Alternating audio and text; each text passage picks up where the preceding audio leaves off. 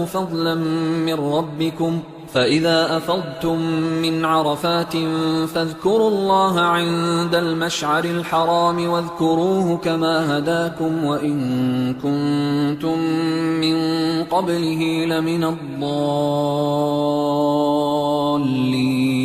ثم أفيضوا من حيث أفاض الناس واستغفروا الله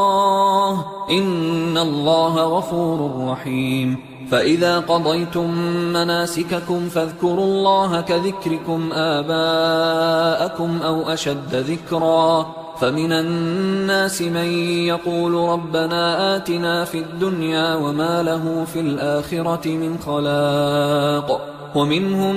من يقول ربنا آتنا في الدنيا حسنة وفي الآخرة حسنة وقنا عذاب النار